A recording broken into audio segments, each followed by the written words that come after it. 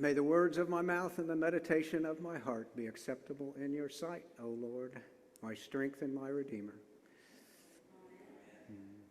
Once again, thank you for joining us for morning prayer today. Father Nick will indeed be back next week, so we will have Holy Eucharist. He did ask me to present a homily today, so here goes. I'm actually going to begin with a story that may sound familiar to at least a few of you. It's a story that Deacon Lori Watkins told quite a few years ago from this very pulpit. Although it may sound familiar, I think it bears repeating. It goes, a little girl walked along a beach upon which thousands of starfish washed up during a terrible storm. When she came to each starfish, she picked it up and threw it back into the sea. People watched her with amusement. She continued for some time when a man approached her and said, "Little girl, why are you doing that? Look at this beach. You can't possibly save all these starfish. You can't begin to make a difference." The girl seemed crushed, suddenly deflated. But after a few moments, she bent down, picked up another starfish, and threw it as far as she could back into the water. And she looked up at the man and said, "It made a difference to that one." The old man looked at the girl inquisitively and thought about what she had done and said. Inspired, he joined the little girl in throwing starfish back into the water. Soon other people joined in, and thousands of starfish were rescued. Although the little girl didn't sell any possessions, nor did she give any alms, she helped others who could not help themselves. She gave of herself by using her arms and her hands and her heart. She helped one living creature at a time, and she inspired others to do the same. Collectively, they made a huge difference in the lives of thousands. As you may know, I recently returned from a mission trip to Honduras. Our team, while we were there, our medical folks attended to about 1,200 local folks with various medical conditions. Our pharmacy gave away about 4,400 prescriptions to those folks. We also had a veterinary team that vaccinated about 650, a combination of 650 horses, cattle, and a few dogs. We have what we called a gift shop that gave away about $3,000 worth of clothing and shoes and other household goods, as well as about 5,000 pounds of rice and beans. We had a construction team that did a lot of work with concrete. They poured a sidewalk. It was a pad that is going to be used for presentations like assemblies at a small school there. They poured a concrete floor in somebody's house, and they constructed about 350 feet of fence that was near the hospital where we were located.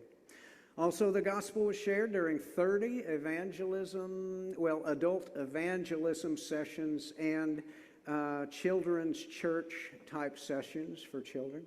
And we also went door to door. We made about 75 home visits where we shared the gospel and also gave away goods, home items, things like pots and pans and dishes and brooms, etc. Also, we gave away 20 mattresses. Now, we would think of those as just mattress pads, only maybe 4 inches deep.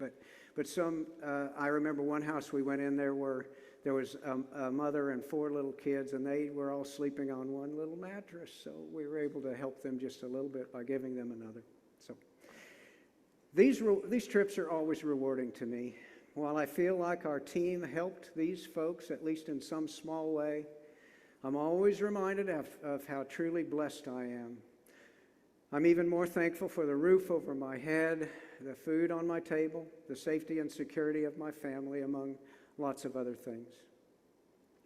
While I may not have everything I would like to have, I certainly have everything I need and much more. But the same is not true for these folks.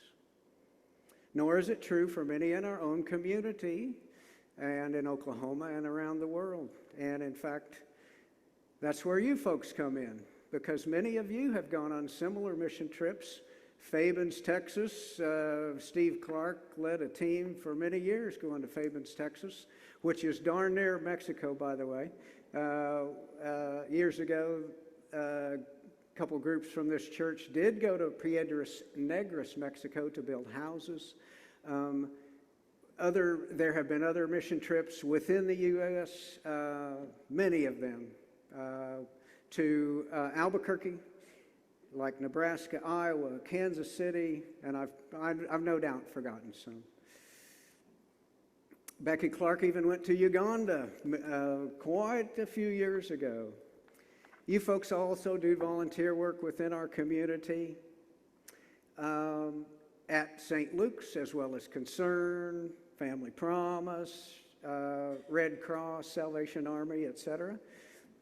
We've had folks that have participated in the cane reading program for many years. We had a group of folks who would go and read to kids or help them read. We have people that volunteer at the Bartlesville Public Library tutoring adults and children and becoming more literate. Pack the Backpacks just completed. We had folks help with that. The Droge family and many others helped actually remodeled or refurbished the 801 South Osage for Family Promises use. And the list goes on and on. You also make generous donations to charities within the community, outside the community, and of course, St. Luke's. Now I'm going to return just a little bit to the gospel. Among other things, today's gospel lesson says, sell your possessions. Well, I'm thinking that I imagine that Jesus meant what he said at the time. You may recall that in the Gospel of Mark, Jesus told his disciples, go out, evangelize, minister to the sick, tend to the needy, and only take a staff with you. Don't take any bread, don't take a bag, don't take any food with you. And when you find a place, when you find a house to enter, stay there until you leave, which I assume means if somebody will let you in their house, stay as long as you'd like, right? Well, I'm not sure that would go over very well these days. Times have changed, and I interpret Jesus' direction to sell your possessions as be less focused on possessions, be less focused on things, be more focused on helping others, on assistance, helping other human beings.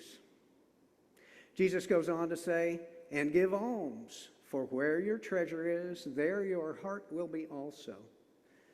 In today's world, I choose to believe that by alms, he means assistance, and that assistance could mean donations, but it also means helping folks with your hands. Perhaps, I know a lot of you volunteer at charities, or a couple of us even work for nonprofit organizations or humanitarian efforts. So helping others, providing assistance, I believe that's what he's trying to say. People who help other people in some way find themselves caring about the people whom they help and enjoying the meaningful life that results from meeting the real needs of others. The little girl focused on helping starfish. We should continue to focus on helping our brothers and sisters near and far by offering our prayers, our hands, our alms to help those in need. I'm not here to tell you to do more in that regard, just to assure you that your alms and your efforts are worthwhile You make a difference to individuals and collectively to thousands.